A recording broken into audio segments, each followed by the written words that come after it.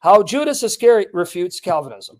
Okay, remember, according to Calvinism, you're dead in sin and capable of choosing God until the Holy Spirit makes you alive, right? Yes. According to certain forms of Calvinism. Right. Therefore, Judas is born dead in sin and capable of choosing Christ. And on top of that, according to the 5 points of Calvinism, Jesus only comes to die for the elect. And Judas is not part of the elect, right? Yes. All right. According to Calvinism. Yes. Now, watch here. Let's go through this. John 6, 70, 71. Jesus answered them, did I not choose you, the 12? One of you is a devil. So he's saying, I chose Judas. But did he choose him because he's a devil? Or he chose him in spite of him being a devil? And if he chose him in spite of being a devil, why? Let's see why. He spoke of Judas Iscariot, the son of Simon, for it was he who would betray him, being one of the 12. Did he choose him in spite of the fact, knowing he'd be of the devil and reject him? If so, why? Well, here's why. Let's see. Luke 22, 19 to 23. And when he had taken some bread and given thanks, he broke it and gave it to them, saying, this is my body, which is given for you. Now notice, all who are present, right? He's saying all of you, correct? Right. Okay, keep that in mind. Do this in remembrance of me. And in the same way, he took the cup after they had eaten, saying, this cup, which is poured out for you, right? Yeah. He doesn't exclude anyone, does he? No. Is a new covenant of my blood. But behold, the hand of the one betraying me is with mine on the table. Wait. Judas was there? Yes. So wait, you mean Judas heard Jesus saying, I'm breaking my body for you? Right. And he heard Jesus saying, this cup is poured out for you? Yes. Yeah. But according to limited atonement, Christ died only for the elect, and Judas is not the elect. He didn't die for him. Mm-hmm. So why is Jesus dying for Judas? For indeed, the Son of Man is going as it has been determined.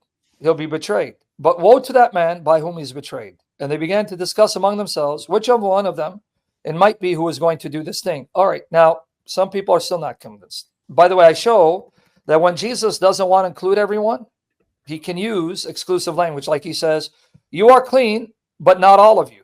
Not all of you are clean. I don't know. I don't speak about. See, he could have qualified it. Here he doesn't. He says, broken for you, poured out for you. And then to highlight the travesty and the heinous nature of Judas's betrayal, even the one that I died for and I will shed my blood for to save, even this one who I go out of my way, how does he repay me?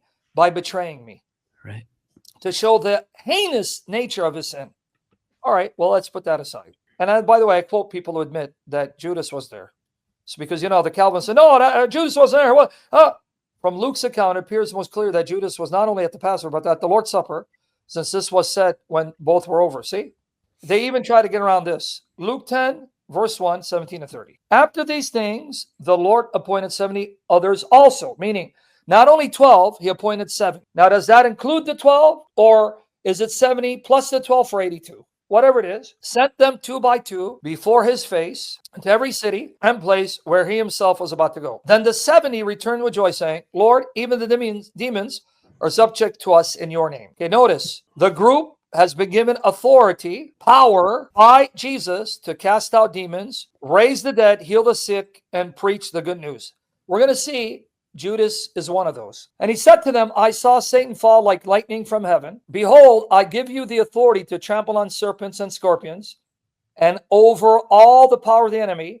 Nothing shall by any means hurt you. Nevertheless, do not rejoice in this, that the spirits are subject to you, but rather rejoice because your names are written in heaven.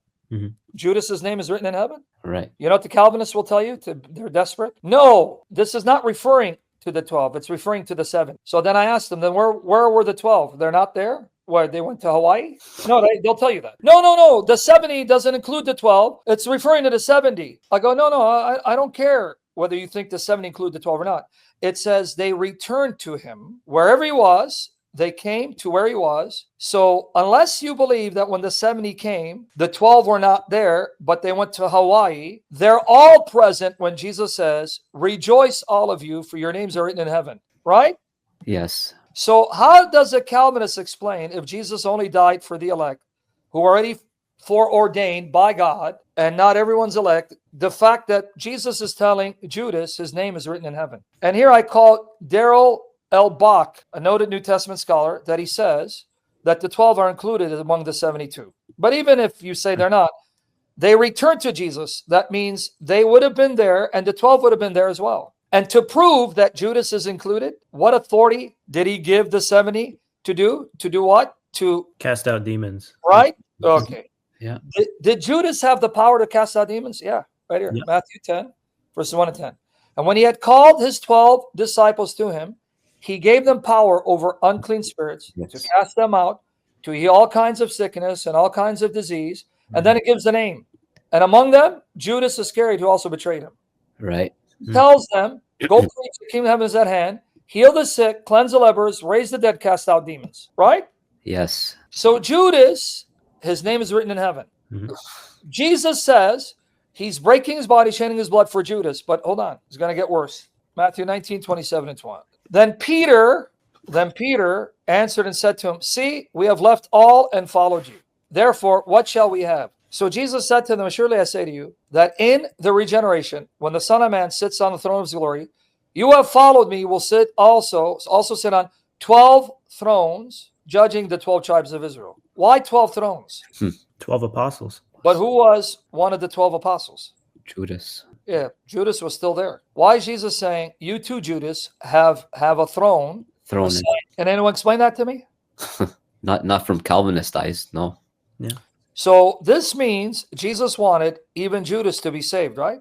Right. Yeah. And Jesus died for Judas. And Jesus told Judas, your name is already in heaven. And you follow me, you will sit on a throne, reigning with me in the age to come. What happened? If his name's written in heaven, what happened? His name was blotted out. Right. Here it is. What does Jesus say? If you don't overcome, right here, watch here. Revelation 3:5, he who overcomes shall be clothed in white garments, and I will not blot out his name from the book of life, but I'll confess his name before my Father and before his angels.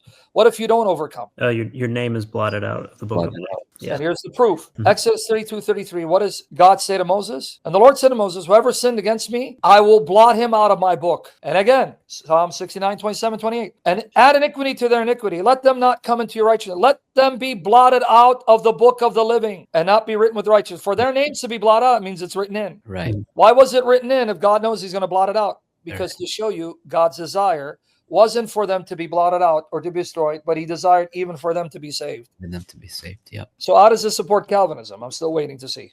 Yeah.